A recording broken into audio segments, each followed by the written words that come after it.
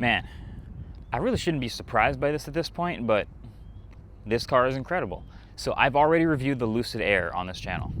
This is the highest end, maximum performance, no compromises version of the Lucid Air.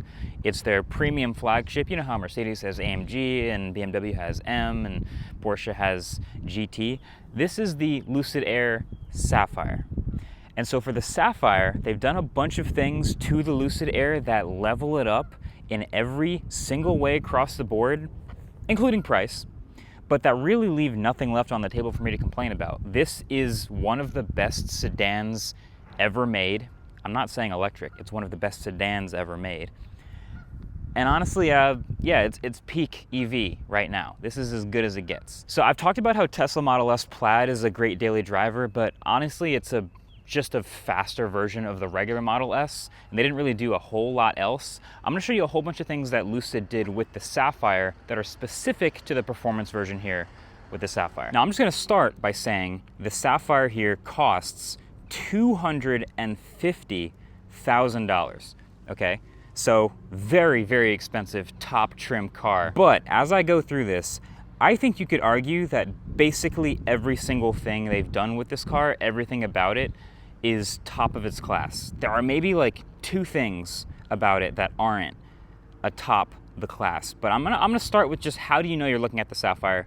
It's the blue paint. So the Sapphire only comes in the Sapphire color, and it's the only way to get this bluish, greenish paint that's kind of got this little fleck in it. So if you see one that looks this color, you're looking at the fast one. That's definitely a Sapphire. And Lucids for a while, I haven't been the biggest fan of the way they look. They've kind of had this like old man look with the two-tone silver, kind of somewhere in between Maybach and Buick. Not beautiful in my opinion, but this I think is one of the better looking Lucids because it's already got all this blacked out trim, which you'd normally have to pay more for, but this is like a stealth package that's also on the Sapphire. So all the trim is black, all right? Carbon fiber mirror caps, that's another way to know you're looking at the Sapphire. And then of course, if you're behind it, easy way to tell you're behind the fast one is a Sapphire logo right there. Then there's this really big carbon fiber ducktail spoiler going on here, and then below that bar tail light it says Sapphire. So if you see one with any of those features, that's like the easiest tells from a regular Lucid Air. Then I'm gonna lower the camera down here to see if you can see this more aggressive rear spoiler or diffuser. That's kind of hard to see while you're driving, but that is doing work as far as driving dynamics, and I'll talk about driving dynamics, don't worry. And then from the side, you do also see these wheels and tires. Now these are some serious wheels and tires, because when I talk about driving dynamics later, mechanical grip is a really big part of what makes this car so sick. But you can see these wheels, 21-inch wheels in the back, 20s at the front, and huge carbon ceramic brakes that do an incredible job, which you can see that with the blue colored brakes. That's another Sapphire touch. And then it's gonna say Michelin Pilot Sport 4S on the outside, but these are actually special Pilot Sport 4Ss. They've got a little bit of a mixed compound. It's basically a regular Pilot Sport 4S through the middle, so when you're driving in a straight line, driving down the highway, lower rolling resistance relatively, so it drives normally, but then the shoulder compound on the outside of the tire here, on the corners of it, is a cup compound. It's a stickier, more sporty rubber, so when you're turning and cornering, you're leaning on that outside rubber and you're getting that way more firm, sporty, responsive feel. It's clever. It's really good too. But a couple last things I noticed about this Sapphire here. The top, it's not a glass roof. That's a carbon fiber roof that's painted black here, so it's a little bit of weight savings, right? A little bit of slots for airflow to go over the hood of the car. But then at the front here, you've got this slightly stealthed out visor, and it says Sapphire right there at the front. But I mean, it's still, it very much looks like any other Lucid Air. It's just a little bit different, a little bit more sleeper. And that's how you'll know you're driving around the expensive one. So what do you get with the expensive one? You're probably wondering, why is this one so special? Okay, first of all, for that price, you're gonna get 1,234 horsepower in drag strip mode. But yeah, 1,234 horsepower. That's 0 to 60 in just under 2 seconds. That's a top speed of over 200 miles an hour. This is one of the quickest sedans ever made. It does the quarter in the low 9s. I think some people might be getting into the 8s, which is insane from the factory floor. So it's ridiculous. It's faster than Plaid. It's faster than whatever sedan you're thinking of. It's ridiculous. That's top of the line, highest spec stuff. And we haven't even gotten inside yet. So let's get inside. Actually, this is the key for the Sapphire. It's this little slot. Kind of reminds me of like a Microsoft Arc mouse for some reason.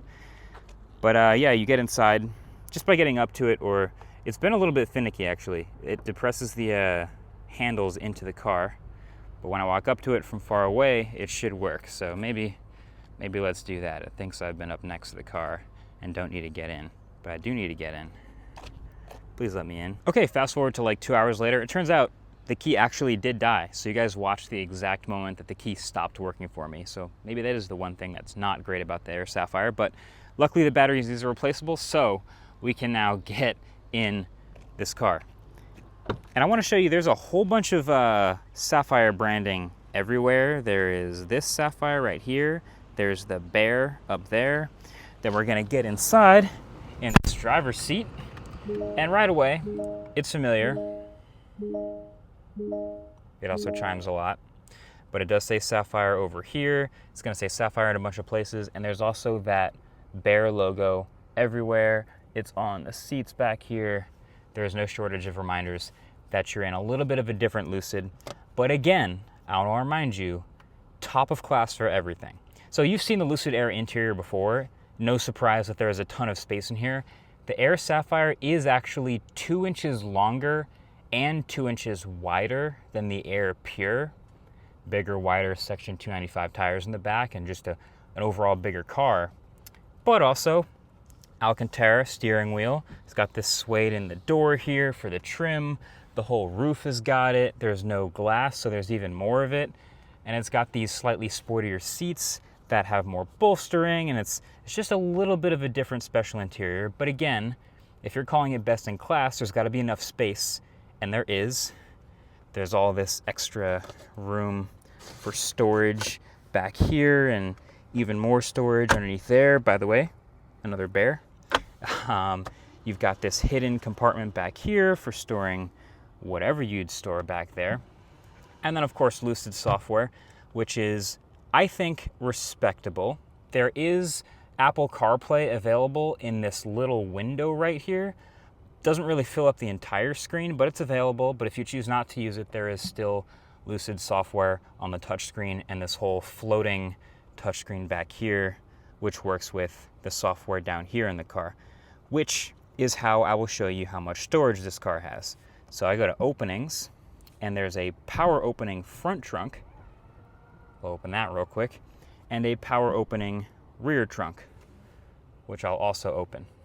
So let me show you the storage in this car. So the Lucids have always had kind of a weird trunk mouth opening shape with this clamshell. It kind of looks like a fish, but that doesn't stop them from having a good amount of trunk storage space. You can put the seat down, there's some pass-through there, and there's also a pretty good sized sub-trunk, so no complaints. It's power closing as well.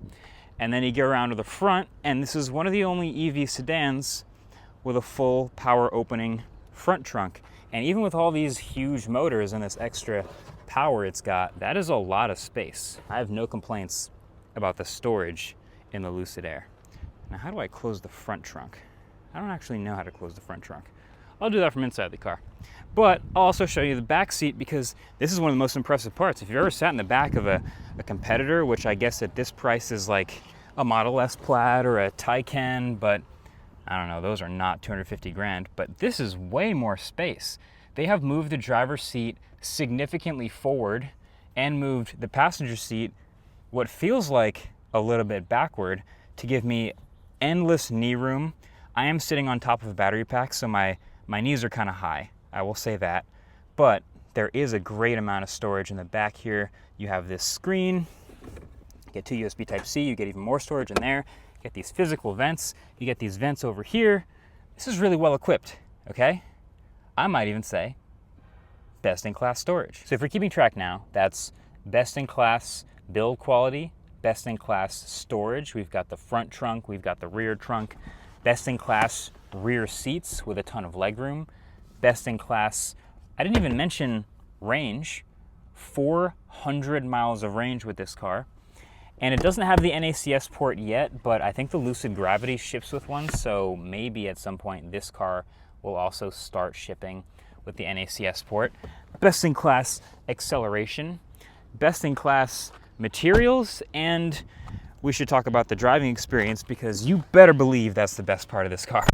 That is also best-in-class. This car defies physics in a totally honest way. I am dead serious. So I've been driving this car for about a week, right? Every single day, regular roads, New Jersey roads. And I know two things about this car, basically. One is it weighs over 5,000 pounds. Like, this is a full-size, four-door electric family sedan. It's a heavy car. And two is it drives nothing like it weighs 5,300 pounds or whatever it is. I'll start with the modes. This is the easiest way to understand this car, right? It's got smooth mode, which is its most comfortable mode, and Lucid kind of pairs everything together in these modes. I've kind of asked them to break it out more, but they don't. So that's steering weight, that's suspension feel, that's acceleration. Smooth mode is the smoothest mode, and it has wonderful pedal calibration for one pedal driving and regen. It's only 760 horsepower. Only 760 horsepower. So this is the most manageable, comfortable mode. You go to Swift mode. It's again the same horsepower, but now it's starting to heavy up the steering a little bit and tighten up the suspension. Still 760 horsepower.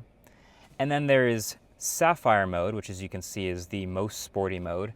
And Sapphire mode is essentially, it's the fastest. It feels like Plaid mode in a Model S. It's 1,100 horsepower, and the thing is an absolute rocket ship on rails, which is a weird combination because there are other cars that are rocket ships, like Model S Plaid, for example. Let's just use that as a direct competitor. This is somehow faster than that in a straight line because of this immense mechanical grip, because of the ducktail spoiler, because of the Section 295 tires and the Cup 2 sides on the back. This is awesome tires, awesome mechanical grip, but also Lucid's traction control, which they developed in-house, brings it all together. And then somehow the suspension is very compliant. You can feel that it is stiff and it is allowing you to corner and feel the way the car is moving really well, but it also is not punishing. It absorbs potholes and bumps in the road really well. Now, I can't dial that up or down, like I said. Lucid kind of doesn't let you choose, but even in the most aggressive Sapphire mode, it's truly ridiculous. It is incredible how well this car drives. It's the best driving sedan I've ever tried, and it may be the best driving sedan in the world. Seriously. So it's a rocket ship in a straight line. It hauls all the way up to 200 miles an hour. It can corner well. It has decent feel. Like, it's crazy. And that's not even including the track mode. Now, most people don't track a sedan, but if you do go to track mode, that will let you dial in one of 3 different modes. Endurance mode, which is for a whole bunch of laps at right around 700 horsepower. Hot lap, which is for a single peak performance lap.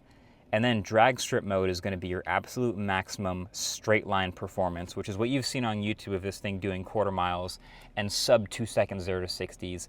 That's the one place that you will get 1,234 horsepower. All in all, this car drives like a spaceship. It doesn't really quite make physical sense what it's capable of. You can drive it around every day in Sapphire mode. The pedal calibration is wonderful.